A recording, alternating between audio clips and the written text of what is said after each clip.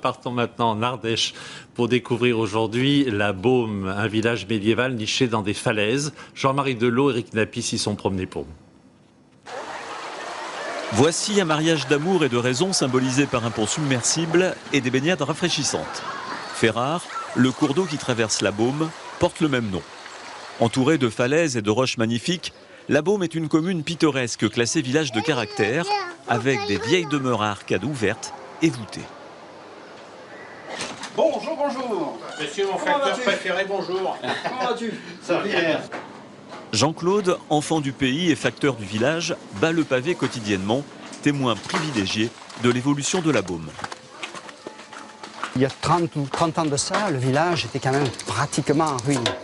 Depuis 30 ans, les bâtisses se sont redressées, certaines places ont été créées pour donner de la luminosité, parce que les bâtisses étaient quand même trop dangereuses. Virginie et Christophe font partie de ces jeunes couples séduits par le village. Lui travaillait comme décorateur à l'Opéra de Paris, elle dans la publicité à Lyon.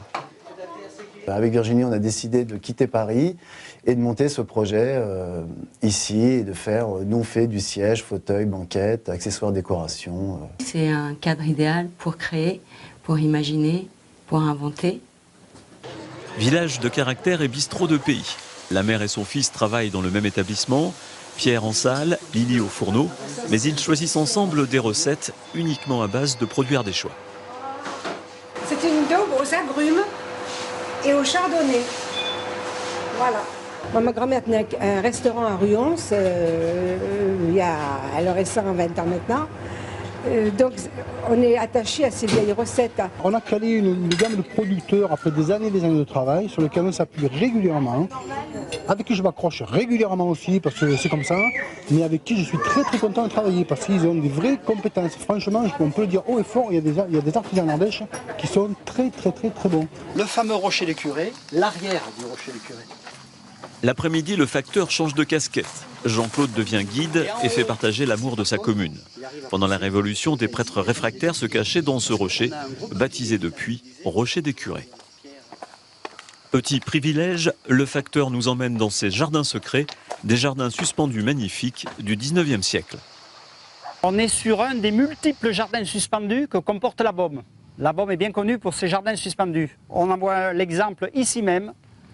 C'est des jardins qui permettaient d'avoir des légumes précoces, tardifs. La chaleur emmagasinée par la roche, comme on le sent aujourd'hui, est rétrocédée la nuit. 52 mètres au-dessus de la rivière, il ne fallait pas avoir le vertige.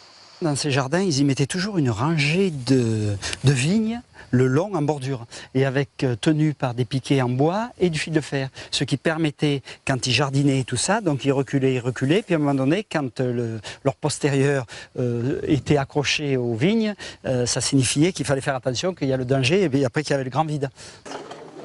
La Baume, ses paysages, ses ruelles fascinent, mais inspirent le respect et la discrétion. Touristes et habitants ont un point commun, la Baume au cœur.